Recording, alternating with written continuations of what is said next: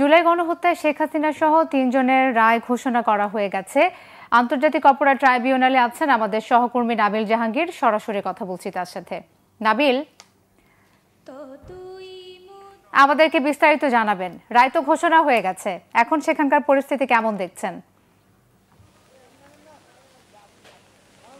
আপনি যেমনটা জানেন যে কিছুক্ষণ আগেই কিন্তু শেখ হাসিনা সহ ৩ জনের বিরুদ্ধে যে মানবাধিকার লঙ্ঘনের মানবাধিকার যে অপরাধের যে মামলা সেটির রায় হয়েছে এবং সেই রায় আমরা যেটি জানতে পেরেছি শেখ হাসিনাকে 3টি অপরাধে মানে 3টি অভিযোগ প্রমাণিত হয় তাকে মৃত্যুদণ্ড দেওয়া হয়েছে এবং অন্য একটি অপরাধে তাকে আমৃত্যু কারাদণ্ড দেওয়া হয়েছে এবং সাবেক স্বরাষ্ট্রমন্ত্রী আসাদুজ্জামান খান কামাল তাকে কিন্তু 4টি অভিযোগ প্রমাণিত হয় তাকে মৃত্যুদণ্ড দেওয়া হয়েছে। সেই সাথে অপর যিনি আসামি 3 নম্বর আসামি সাবেক আইজিপি চৌধুরী আবদুল্লাহ আল মামুন, যিনি পরবর্তীতে এই মামলায় রাজসাক্ষীতে পরিণত হয়েছিলেন, তাকে কিন্তু তার বিরুদ্ধেও যে অভিযোগগুলো সেগুলো প্রমাণিত হয়েছে, কিন্তু রাজসাক্ষী হওয়ার কারণে তার যে অপরাধ সেটি কিন্তু ট্রাইব্যুনাল তার যে শাস্তি সেটি কমিয়ে দিয়ে 5 বছরের কারাদণ্ড করেছেন।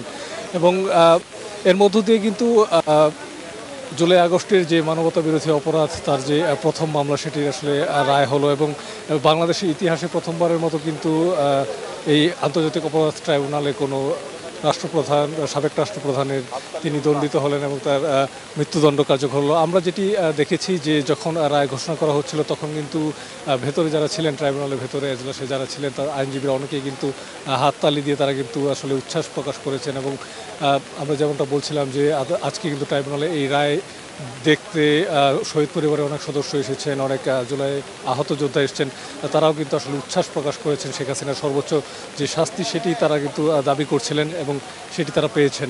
এবং আমরা যেটা জানতে পেরেছি কিছুক্ষণের মধ্যেই কিন্তু এই মামলার সম্পর্কে কথা বলবেন রাষ্ট্রের যিনি সর্বোচ্চ আইনজীবী, তিনি কথা বলবেন এবং ট্রাইব্যুনালের যিনি চিফ প্রসিকিউটর তিনিও কিন্তু কথা বলবেন। তখন আমরা তাদের যে প্রতিক্রিয়া সেটি কিন্তু আমরা আসলে জানতে পারবো এবং যেটি আমরা আসলে দেখতে পেয়েছি যে এই রায় কিন্তু এখন পর্যন্ত ট্রাইব্যুনালে কিন্তু এক ধরনের মানে উচ্ছ্বাস প্রকাশ করছেন আইনজীবীরা, যারা আইনজীবী রয়েছেন এবং যারা শহীদ পরিবারের সদস্য রয়েছেন, জুলাই এর যারা আহত যোদ্ধা রয়েছেন তারা কিন্তু এক ধরনের উচ্ছ্বাস প্রকাশ করেছেন। কারণ তারা কিন্তু বলছিলেন যে আমরা তাদের সাথে কথা বলছিলাম এবং রায়ের আগে কিন্তু তারা আমাদের জানাচ্ছিলেন যে এই যে অপরাধ জুলাই আগস্টে মানবতা বিরোধী অপরাধ, যে হত্যাকাণ্ড, গণহত্যা এবং যে নৃশংসতা হয়েছে সেটির যে শাস্তি সেটি কিন্তু তারা বলছিলেন যে আসলে মৃত্যুদণ্ড দিলেও সেটি আসলে কম হয়ে যায়। এখন তারা যেটি বলছিলেন কি সেটি হচ্ছে যে যেহেতু শেখ হাসিনা এবং অপর আসামি আসাদুজ্জামান খান কামাল তারা দুজনে আসলে পলাতক রয়েছেন,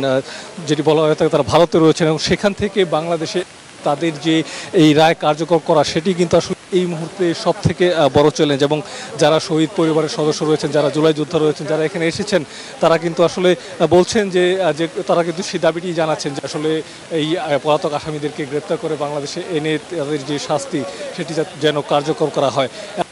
কিন্তু রাষ্ট্রপক্ষের যারা আইনজীবী রয়েছেন, যারা প্রসিকিউটর রয়েছেন, তাদের সাথে কিন্তু আমরা কথা বলছিলাম। তারা যেটি জানাচ্ছিলেন যে এই রায়ে দোষী সাব্যস্ত হওয়ার পর সাব্যস্ত হয়ে গেছেন, এখন কিন্তু ইন্টারপোলের কাছে কিন্তু রাষ্ট্রপক্ষ থেকে প্রসিকিউশনের পক্ষ থেকে শেখ হাসিনার বিরুদ্ধে রেড নোটিশ জারি করার এক ধরনের আবেদন সেটি কিন্তু আবারও জানানো হবে। এর আগে একবার রেড নোটিশ জারির আবেদন কিন্তু করা হয়েছিল, এখন আবারও সেটি করা হবে এবং সেই ক্ষেত্রে যদি সম্ভব হয় শেখ হাসিনাকে বাংলাদেশে ফিরিয়ে এনে এই যে বিচার সেটির মুখোমুখি করার যে প্রচেষ্টা তার সকল প্রচেষ্টা কিন্তু করবে।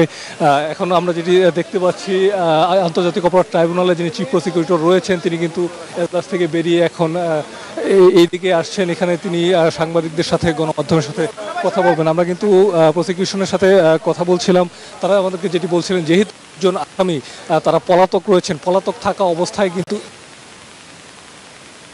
না এর বিরুদ্ধে যদি আপিল করতে হয় সেক্ষেত্রে কিন্তু তাদেরকে আত্মসমর্পণ করতে হবে অথবা গ্রেপ্তার হতে হবে।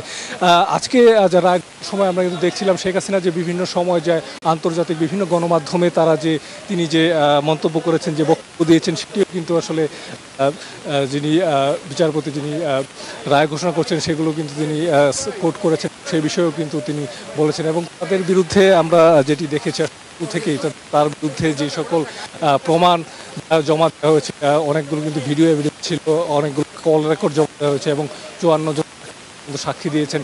এই সকল সাক্ষ্য প্রমাণের ভিত্তিতে তার যে অপরাধ সেটি কিন্তু আসলে প্রমাণিত হয়েছে, সেই কথাই কিন্তু বিচারক আজকে বলেছেন। সেই সাথে জাতিসংঘের যে প্রতিবেদনটি ছিল সেই প্রতিবেদনটির কথাও কিন্তু আজকে আসলে বলেছেন। এবং এই হচ্ছে এখানকার আসলে সবশেষ অবস্থা। এবং যেহেতু সর্বোচ্চ শাস্তি যেটি দাবি করেছিলেন সেটি পেয়েছেন, এই জন্য যারা শহীদ পরিবারের সদস্য রয়েছেন তারা উচ্ছ্বাস প্রকাশ করছেন। এই ছিল এখানকার সবশেষ। নাবিল, আপনাকে ধন্যবাদ।